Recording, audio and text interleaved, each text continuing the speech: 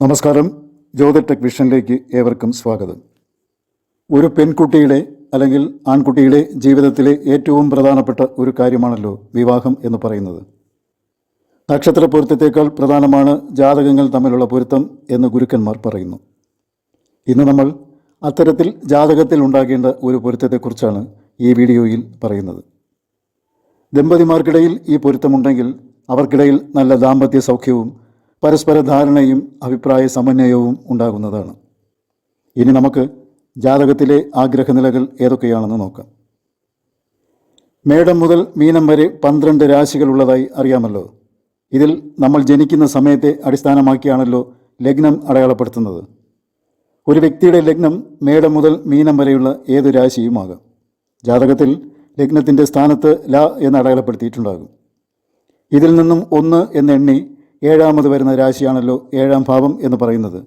ആ രാശിയുടെ അധിപനെ 7ാം ഭാവാധിപൻ എന്നും പറയുന്നു. ഈ 7ാം ഭാവാധിപൻ 12 രാശികളിൽ എവിടെ വേണമെങ്കിലും നിൽക്കാം. ഇത്രയും മനസ്സിലായി കാണുമല്ലോ. ഇനി നമുക്ക് ഈ യോഗത്തെക്കുറിച്ച് പറയാം.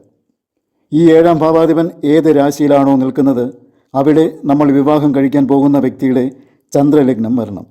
എങ്കിൽ ആ വ്യക്തി നമുക്ക് വിധിക്കപ്പെട്ട ജീവിത പങ്കാളിയാണ് എന്ന് പറയാം. ഒരു ഉദാഹരണം നോക്കുകയാണെങ്കിൽ ഈ കാണിച്ചിരിക്കുന്നത് നമ്മുടെ സ്വന്തം ഗ്രഹനിലയാണെന്ന് കരുതുക. ഇവിടെ ലഗ്നം അടയാളപ്പെടുത്തിയിട്ടുണ്ട്. ലഗ്നത്തിൽ നിന്നും ക്ലോക്ക് ബേസിലൂടെ എണ്ണി വരുമ്പോൾ 7ാമത്തെ രാശിയാണ് 7ാം ഭാവം എന്ന് പറഞ്ഞല്ലോ. അതിൻ്റെ അധിപനെ 7ാം ഭാവാധിപൻ എന്നും പറയുന്നു എന്നും പറഞ്ഞു. ഈ ഗ്രഹനിലയിൽ ലഗ്നം ചിങ്ങമാണല്ലോ. അവിടെ നിന്നും ക്ലോക്ക് ബേസിലൂടെ 7 എണ്ണുമ്പോൾ 7ാം ഭാവമായിട്ട് വരുന്നത് കുംഭമാണല്ലോ. അതിൻ്റെ അധിപൻ ശനിയാണ്. ഈ ജാതകത്തിലെ ലഗ്നാധിപൻ സൂര്യനും 7ാം ഭാവാധിപൻ ശനിയുമാണ്. ഈ ശനി നമ്മുടെ ജാതകത്തിൽ എവിടെയാണ് നിൽക്കുന്നത് എന്ന് നോക്കണം. ഈ ജാതകത്തിൽ മിഥുനത്തിലാണ് നിൽക്കുന്നത് എന്ന് കാണാം. ഈ മിഥുന രാശിയിൽ നമ്മുടെ ജീവിത പങ്കാളിയുടെ ചന്ദ്രലഗ്നം വരണം. ചന്ദ്രലഗ്നം എന്നതുകൊണ്ട് ഉദ്ദേശിക്കുന്നത് ജീവിത പങ്കാളിയുടെ ജന്മനക്ഷത്രം അവിടെ വരണമെന്നാണ് അർത്ഥമാക്കേണ്ടത്. ഇവിടെ കിട്ടിയിരിക്കുന്നത് മിഥുനം രാശിയാണല്ലോ. മിഥുനം രാശിയിൽ വരുന്ന നക്ഷത്രങ്ങൾ മകയിരത്തിൻ്റെ അവസാനത്തെ 2 പാദങ്ങളും തിരുവാതിരയും പുണർതം നക്ഷത്രത്തിൻ്റെ ആദ്യത്തെ 3 പാദങ്ങളുമാണ്. അപ്പോൾ ഇവരുടെ ഉത്തമമായ ജീവിത പങ്കാളി എന്ന് പറയുന്നത് ഈ നക്ഷത്രക്കാരിൽ ആരുമാകാം. ഉത്തമനായ അല്ലെങ്കിൽ ഉത്തമയായ ജീവിത പങ്കാളിയെ കണ്ടെത്താൻ വേറെയും വഴികളുണ്ട്. അത് നമ്മുടെ 7ാം ഭാവാധിപൻ നിൽക്കുന്ന രാശിയുടെ 7ാമത്തെ രാശിയാണ്. അവിടെ നമ്മുടെ ജീവിത പങ്കാളിയുടെ ചന്ദ്രലഗ്നം വരികയാണെങ്കിൽ അതും വിധിക്കപ്പെട്ട പങ്കാളിയാണെന്ന് മനസ്സിലാക്കാം. മൂന്നാമതായി പറയുന്നത് 7ാം ഭാവാധിപൻ ഉച്ചനാകുന്നതോ നീചനാകുന്നതോ ആയിട്ടുള്ള രാശിയാണ്.